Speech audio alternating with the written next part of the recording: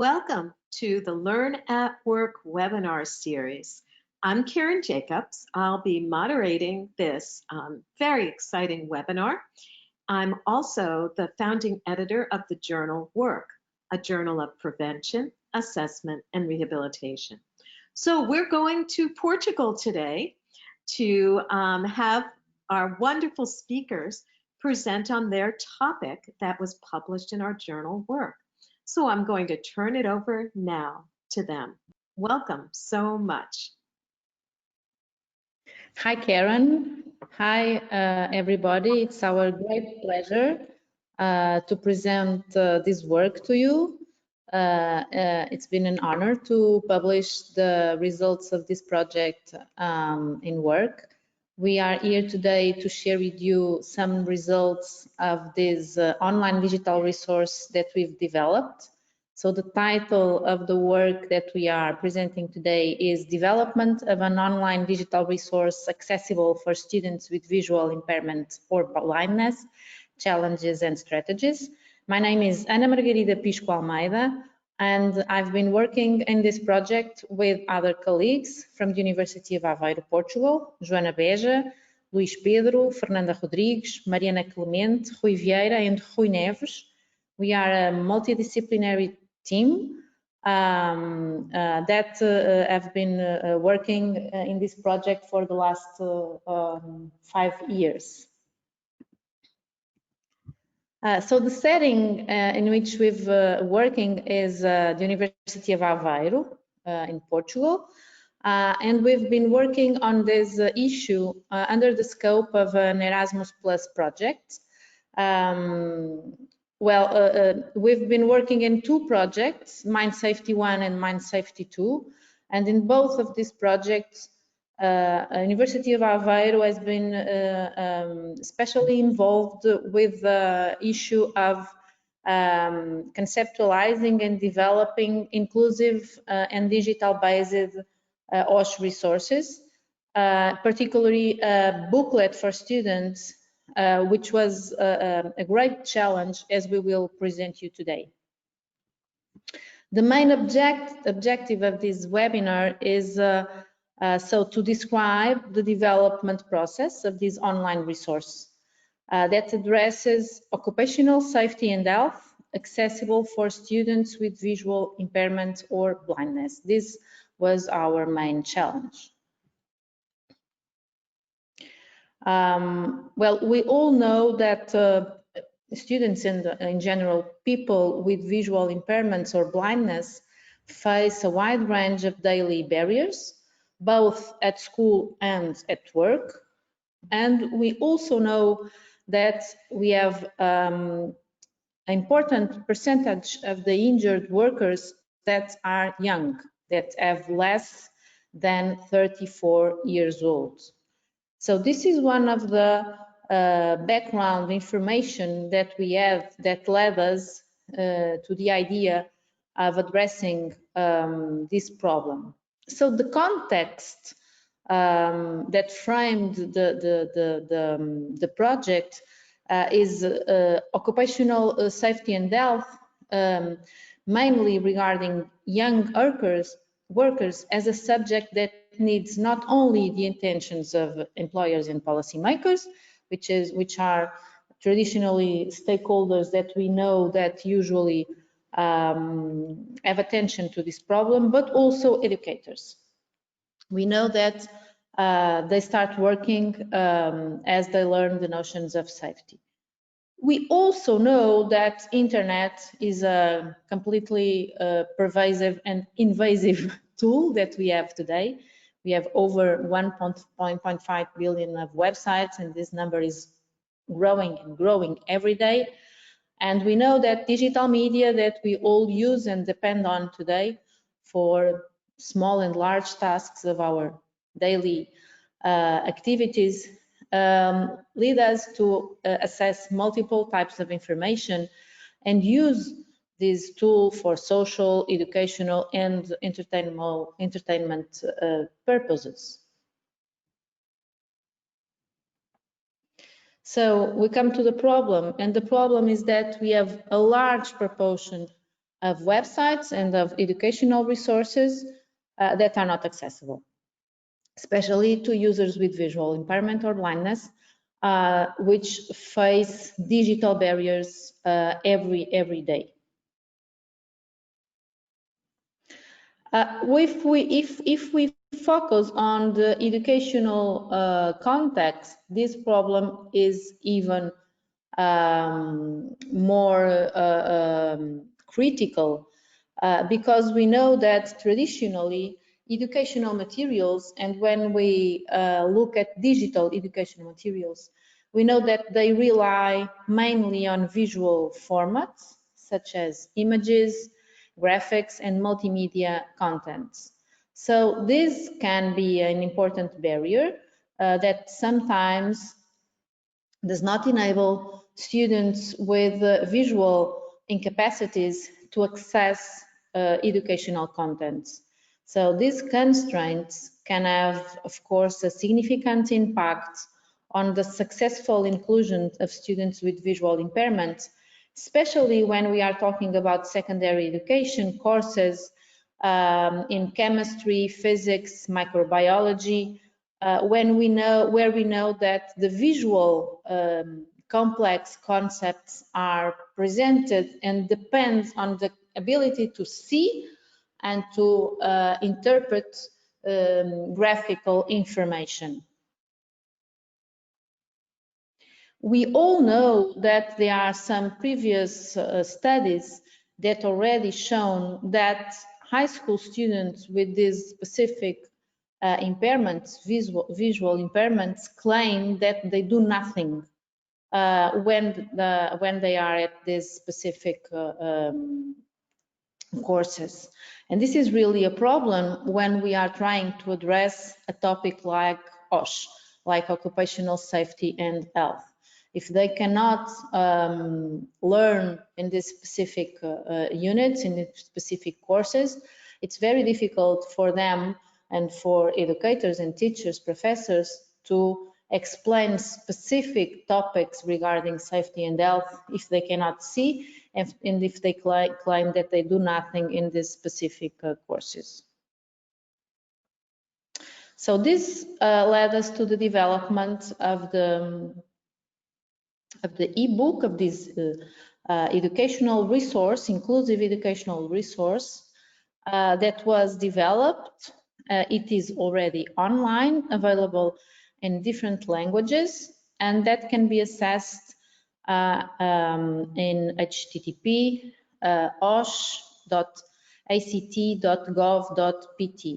You can visit the website, choose a specific language, and exploit the different materials that have been prepared and that are accessible for blind and low vision students. So what is OSH, What a Bright Idea? OSH, What a Bright Idea is an interactive booklet for students. I'm that 14 to 18 age students. Despite this age frame, we believe that it can be used by other secondary and high school levels, and also by vocational schools and other professional courses, because the topics that are presented are really large in the scope of OSH. But this was the age frame that was decided within the European project that funded this work. And it's accessible for blind and low vision students. Sorry. It aims at increasing the students' competencies of OSH prevention, and of course to enable them to later on their work life reduce occupational accidents and diseases. And despite it's aimed at students at secondary level, it is highly dedicated to promote the awareness of the students to work activities. So we are working with students in a school setting, but preparing them to work life and their transition to an active and work life. So we've settled down and investigated an educational approach to design the activities, the educational activities. And these are the 6 most important topics on this approach: to foster interdisciplinary teaching and learning approaches, to develop multiliteracies in the current digital age, to improve students' creative and critical thinking, autonomy, and collaborative skills, to engage school community following a old school approach and a wider local community, to contribute to health education, healthy lifestyles, and inclusive practices in daily and work life, and to highlight teacher professional development and collaborative opportunities. Let me just add that besides this material, this interactive ebook, there's also a guide for teachers that can help teachers to explore the resource with their students in classrooms. And the European project that funded this work also developed other outputs, namely an online community to help different stakeholders, but mainly teachers, to share resources on OSH, and also a theoretical guide on OSH topics. So regarding approaches, as we were explaining, we have a really deep emphasis on multi and interdisciplinary dimension, because we know OSH is a cross topic. We can work on OSH themes on a chemistry class, but also on a math class and on a English, Portuguese, whatever course. So this cross dimension of the topic is really important. Technological and digital based activities were almost from start demand, because we were aiming at developing a ebook. Multimodal learning, because we explore different formats in the educational activities. Critical and creative thinking, because some of the activities that are proposed, as we will see later on the webinar, both to students and to teachers, aim to challenge students and teachers to a critical thinking approach, presenting, for instance, dilemmas that students have to think on and decide on what are the best approaches regarding OSH topics. A design for all perspective, as we will see, that helped us to find the answers to the accessibility challenges, and of course foster inclusive education, because this is an accessible resource for blind and low vision students, which are, as we've seen, traditionally not included in these kind of activities. So we've designed different strategies and activities aiming at improving teamwork, using quizzes, role-playing and problem-solving, map drawing, and scratch noting production. Also, we've studied how could we integrate other kind of activities and strategies like digital checklists, field trips, digital storytelling, storyboard design, interactive data, and pictures. Considering our methods and the methodological approach that we've followed during this study and during this work, well, we've decided to develop this online digital resource using a design-based research methodology that is organized in 5 stages: analysis, design, development, implementation, and evaluation. Being this last one, the one that is still ongoing. So regarding the first one, analysis, sorry, we've started in trying to better understand the needs of our target audience. So we've decided to inquiry our students. So to better understand the main digital visual environment in media use and preference of this target population, we've applied an online questionnaire to 12 students in order to develop further knowledge about their preferences on different topics as school activities, access to social networks, YouTube channels, and how they use all these digital tools on their daily life routines. This was really important at the beginning of the project some years ago, because we had some kind of uncertainty to decide what would be the best formats to use. We were able to find out that YouTube was really one of the social media networks that is kind of kids prefer, and also that humor has a really important role in their preferences. And these two topics, of course, besides music, the idea of using the humor and the idea of the importance of the video and the use of YouTube led us to design a strategy, as we will be presenting later, in which short videos using some humor could be presented to students to motivate them and to trigger their attention to specific topics. We also were able to find out that smartphone is, of course, the main device that appears in their preferences devices. And when asked what is the most interesting way of explaining, showcasing content in classroom, we can also see that videos and school trips are really important for these students.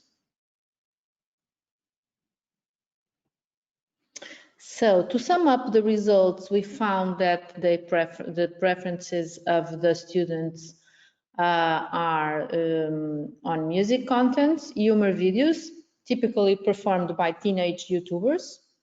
They also like school activities like school trips and video presentations, and that they usually access social media and social networks at a daily basis.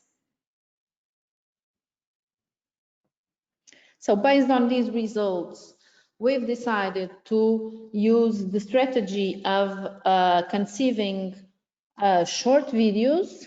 8 original short videos were recorded, performed by a teenager with some funny short stories. Each one of these 8 short videos is used to introduce a isosh topic. It's not, the idea of these videos is not so much to present and introduce curricular content, but to trigger the attention and to motivate students to the topic. And after watching the video, they can go in the topic. This one that you are seeing right now on the screen is on biological hazards. So besides the video, you can see that there are other sections: what you need to know, causes, effects, and injuries, safety rules, know more about, and hands-on activities, which was one topic really challenging for accessibility issues, as we will explain later. Let me just add that all these videos are inclusive. There's a toggle, as you can see, that enables the users to activate the audio description version of the videos. Okay, so we have 2 versions for each video, one with audio description, so the blind or low vision students can hear all the audio description of the video and, of course, understand the message, and the other one without audio description. The interface design of the resource was also conceived aiming at meeting the students' needs. So the visual language and interaction intends to answer the preferences of the teenagers using images and topics with small blocks of content, enhancing the preferences of access to short and in-time information. If you go online and use the ebook, you will see other examples besides this one that is on the screen.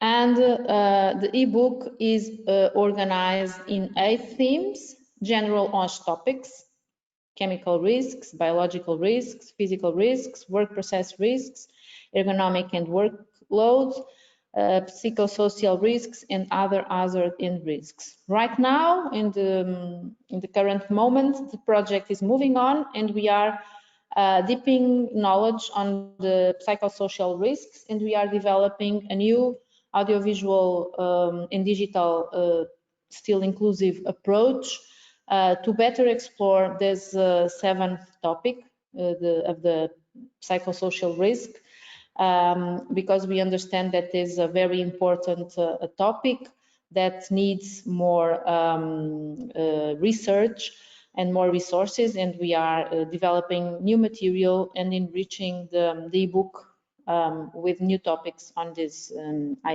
dimension. So each one of these 8 themes, we can divide the themes into groups covering a wide variety of topics.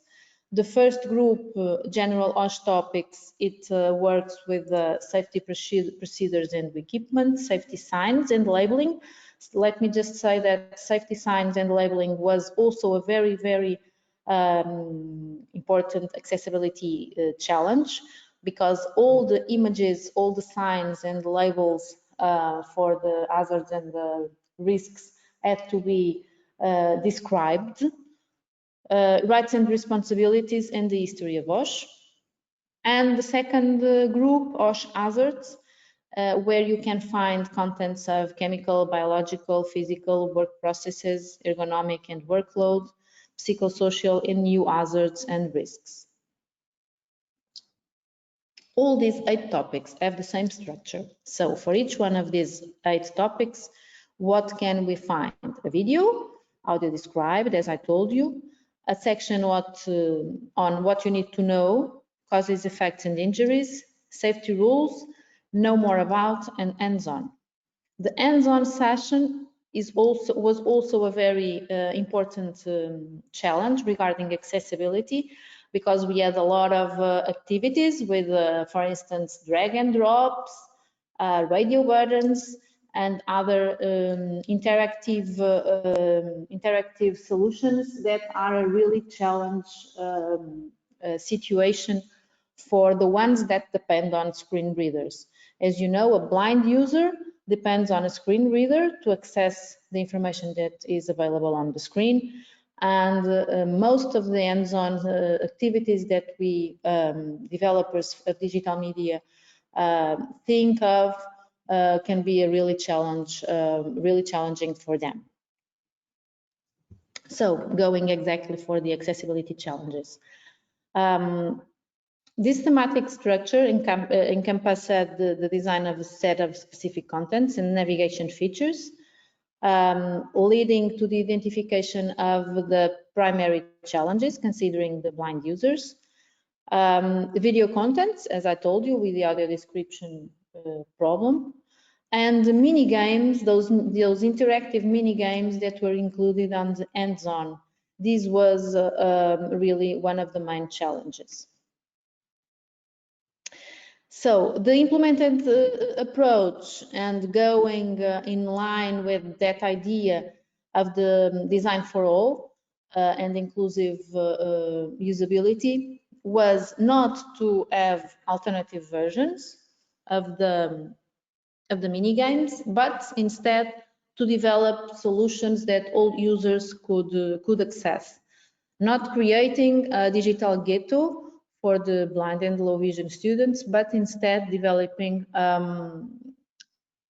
quizzes and mini games that are accessible for everyone, the ones that depend on screen readers and the ones that, fortunately, like me and my colleagues, can see and use the keyboard and the screen freely. So we based our work on the WCAG guidelines of the W3C from the World Web Consortium, which is the most important checklist for verifying and evaluating accessibility for the web. WCAG is organized in 4 main principles. So a web application has to be perceivable, operable, understandable, and robust. When considering the visual impairment, perceivable is the most important principle, and all the points that this checklist presents on the perceivable principle were strictly considered by us. It's also important to understand that when we follow this checklist and these guidelines, we are also benefiting all users and not only blind and low vision users. We are benefiting users with a large range of impairments, sometimes are contextual, situational, and so this design for all approach was really a very important guide for our methods. This scheme kinds of systematizes what were our ideas when we started to sketch on what we thought would be the main challenges of working with this topic, how to make web-based contents accessible to blind and low vision users. This was our main question. So what were the contents that we were working with? Text, images, and videos, of course, besides the mini games. We will be talking about that later. So images are usually described. They are accessible, of course, using screen readers and assistive technologies. Videos must be audio described. The audio description of the videos was a main challenge for this ebook, mainly considering the multilingual approach of the booklet. The booklet is available in 8 languages, I believe. So all the videos have the audio description in different languages of the different European countries that participate in the project, and this was also a challenge. And of course, we had to go on following the guidelines of the World Wide Web Consortium regarding scale of the screen, increasing and decreasing font size, and altering the contrast. That's why we have created a accessible sidebar. Well, accessible sidebars are usual in a lot of websites, and we all know that there are some commercial plugins that we all can use to implement these kind of solutions. But we've developed personalized and customized version of the accessible sidebar in line with the interface design that was conceived for the ebook. As you can see, the students can change the font size. They can turn on and off the grayscale mode, the high contrast mode. They can invert colors and highlight links. This is especially useful for specific visual conditions like daltonism, low vision, and other specific visual impairments. And besides these issues, all content is accessible by keyboard and tabs, so enabling screen readers to read all to navigate and read all the contents.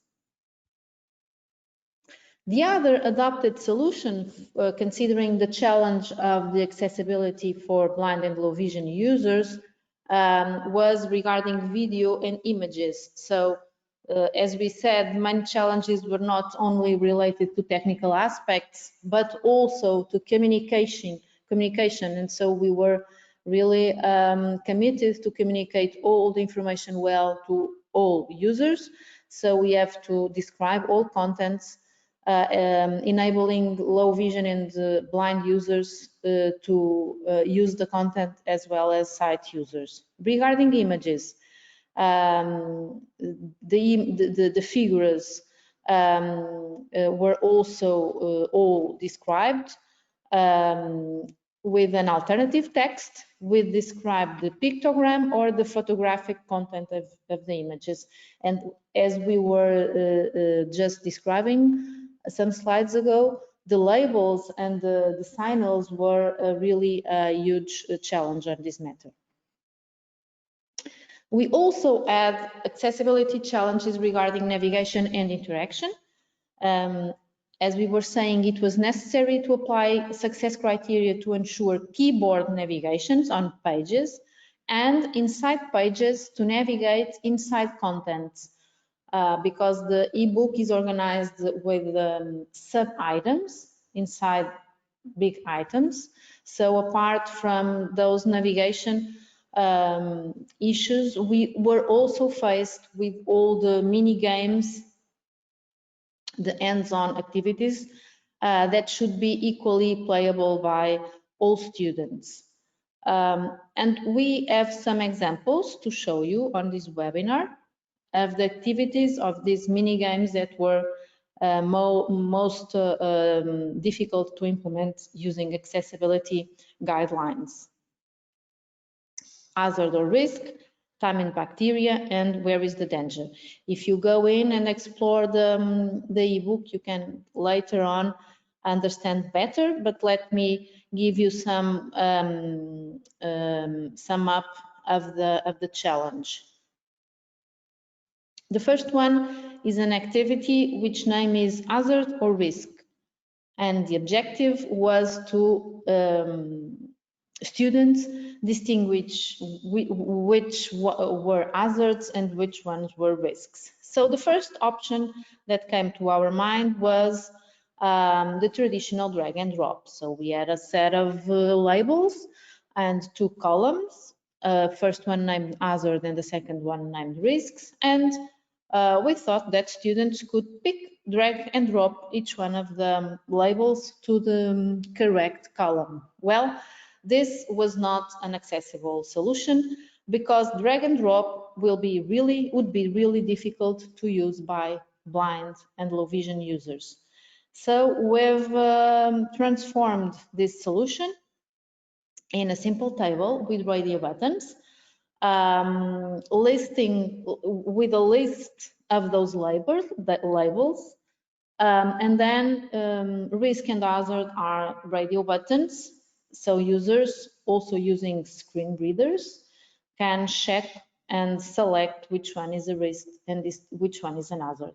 So this is a table that is easily accessible both for regular users that can see and for blind or low vision users. The other challenge regarding hands-on activities was an activity named Time and Bacteria. Here, the objective was to analyze a chart about the growth of bacteria.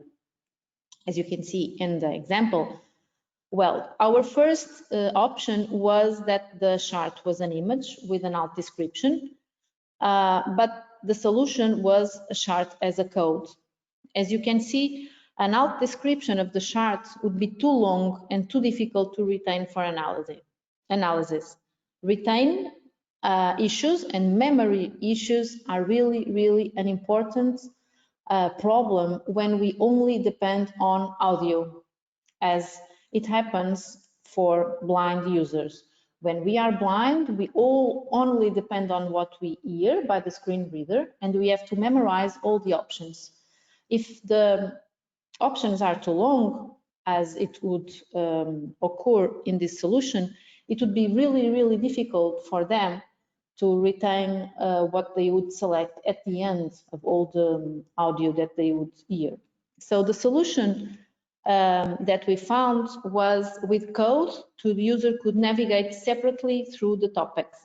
And this is a very used solution by developers that follow accessibility guidelines, which is to separate the contents using code, enabling the screen reader to kind of browse the text and also the audio, pausing and browsing again, so that the blind user can browse within the audio contents. The other example of a hands-on activity that we've integrated in the ebook, and that was an accessibility challenge, was this activity that you now see on the screen, which is called "Where is the Danger?" So the idea was to show a picture, a photograph to the students, and they have to analyze the picture and select the dangers that are presented in the picture. You can see the picture, and the first option was to use again an alt description. The alt description would be also, and again, as we told you on the last example, too long and too difficult to retain for analysis. We would again have a problem with the memory, the short-term memory of the students. So the solution was using mapped areas that enable students to navigate through different mapped areas with a specific X and Y coordinate, and that they can hear the description of each one of the separate mapped area, and of course better retain and browse all the parts of the picture. And this is again an accessible and for all solution. So here you can see a small video that shows you the booklet. It's really quick. I'm sorry, but now you have the access to the and you can then see online in your pace and time, and not with this so quick exploitation. Okay, this is the video, the different sections.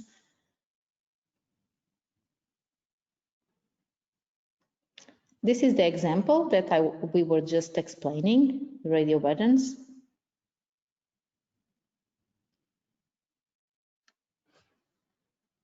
Different languages. We now have more languages because new partners are entering the project. We have 2 more languages available.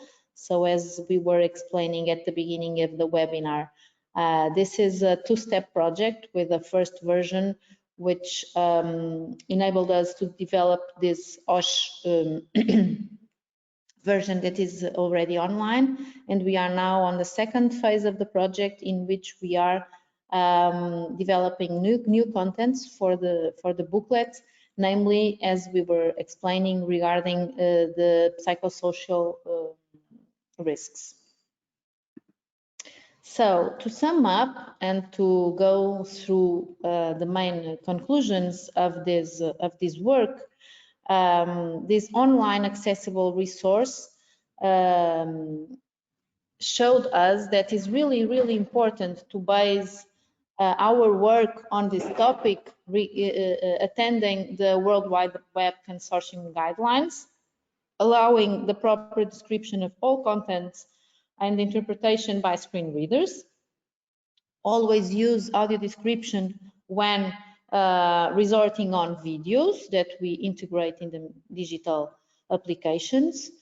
Of course, use all the accessible features that are already available, and provide keyboard navigation so users can browse all the sections of the materials. Of course, this is ongoing process, and we are continuing our research on this topic. We would like to have more consolidated results on the 5th stage of the methodological model that we are using, regarding namely the evaluation. It's really important to perform further studies with more end users, blind and low vision students, that can help us to better test and validate the resource. This is really, really important. And also to deepen knowledge on the role of educational digital resources for students with this kind of impairments, namely regarding OSH barriers, because OSH is really, really important topic if we aim to open up the markets and the employment to all students and to all workers. And blind and low vision students are really a risk group, and they, more than all the other groups, need to have strong skills and knowledge on OSH, so they can face the workplace as safely as possible. Thank you very much for your attention, and we are available for any questions that you have for us. Thank you. Thank you. That was so interesting. You know, just a couple of questions I'd like to ask. With the pandemic, what impact has that had on your project? And do you see any way of the pandemic being something that might assist in furthering the work that you're doing because of its importance, particularly with remote learning, remote interactions with people? Thank you, Karen. Yes, of course, the pandemic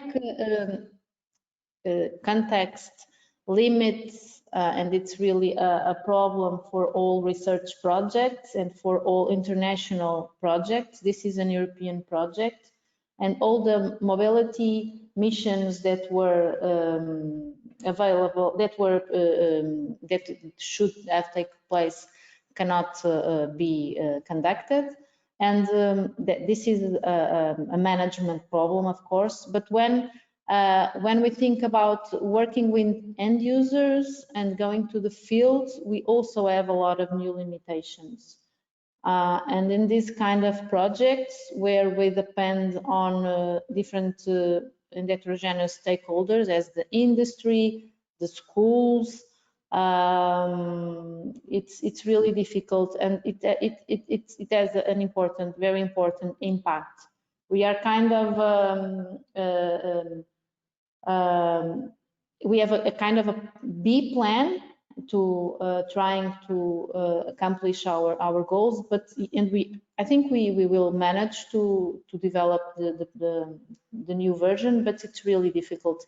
But let me give the word to Fernanda Rodrigues, which coordinates and can probably explain better her vision.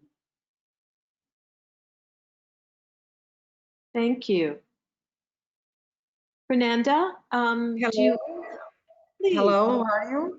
Karen, thank you for your question. It is an interesting view. As Margarida said, the management activities that involved some trips to the other countries to work with the other partners, it is not possible to accomplish.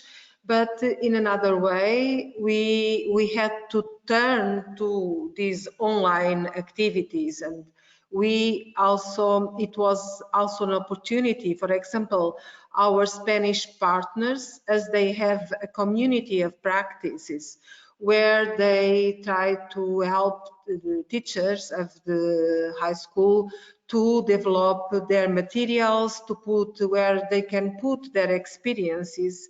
And this opportunity to work online was better because they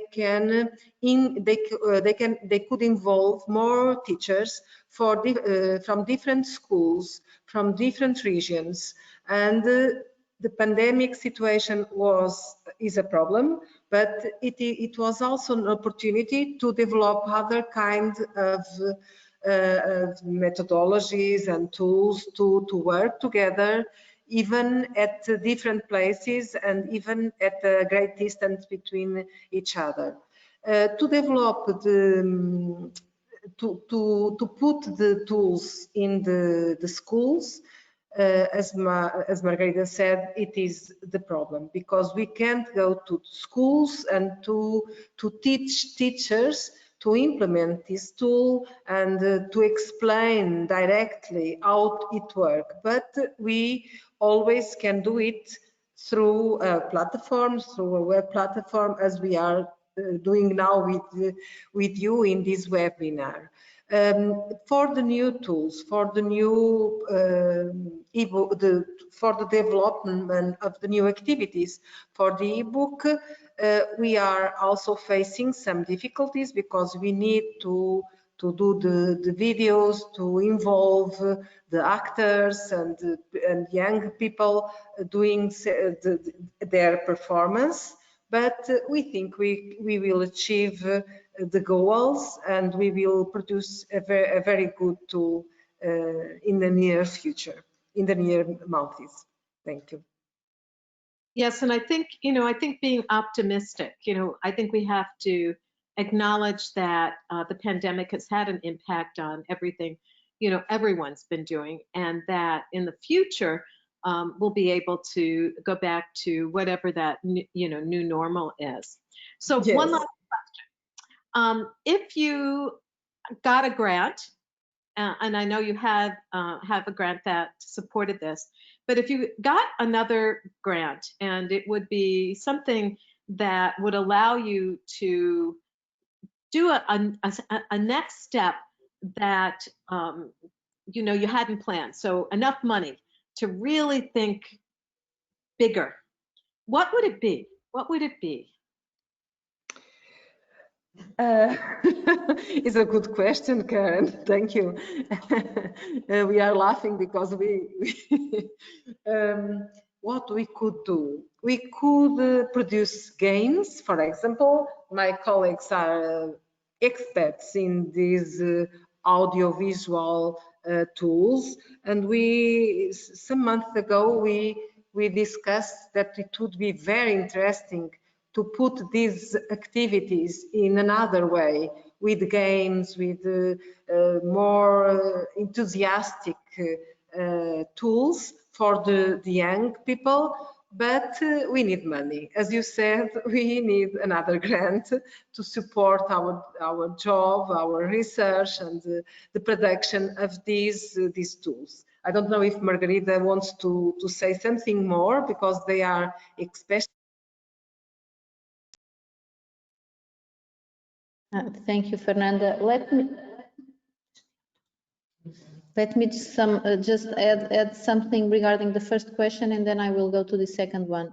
Also, considering the pandemic scenario, there is also another kind of advantage that we can consider, is that all the problems that the pandemic brought to us regarding mental health, anxiety problems, telework, are really interesting insights to our new topic, because the new topic that we are integrating in the new version of the ebook is regarding psychosocial risks, as I described. And psychosocial risks at work are really on the top of our agenda when we look at what is happening to all of us with the staying at home scenario. So this is really also an opportunity for us as developers and as educators to have a new vision on how work and specific work conditions can affect our mental health and our well-being. And it also affects young workers and students, of course.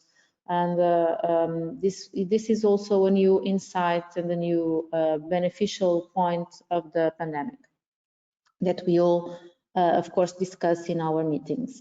Regarding this second question, Karen, it would be really interesting to have more money. If you are free to send us any grant that you have available. We are very good at wasting money with our research ideas. But I believe that besides improving the digital complexity and innovative tools that we could use, and of course we have lots of ideas that are really expensive to implement using emergent digital media solutions. I believe that there's also another dimension that calls for money, which is the proper involvement of all the stakeholders. So working with families, working with employees, the industry, working with the local communities, it's really difficult, and there's a logistical block that sometimes does not enable us to move to the field, and that also costs money. So research projects also need support to go to the field and to have resources to dialogue and inquiry the industry, the schools, the families, and involve end users and involve associations of risk professions and so on. And in that dimension, this project is a little bit too academic, because we are, despite being an European project, we work mainly with small associations and universities. So it would be really interesting to move to a second step where we could have some funds that would enable us to have a larger commitment with the different stakeholders that are involved with the work and employment field. So working with the industry, working with the families, working with associations, that would be really interesting on a third or fourth project. Yes, and I wish I had money I could send you your way, because I think your project is wonderful. I just want to thank you and all authors for writing this so informative, important article. We look forward to you submitting more articles to work. And thank you so much for spending this time with us. Thank you. It was a really interesting, and it was a pleasure to collaborate with you. Thank you, Karen. Thank you, Karen. Thank you so much. And everyone, thank you for joining us today. Thank you for your invitation. Thank you. Thanks. Bye-bye. Bye-bye.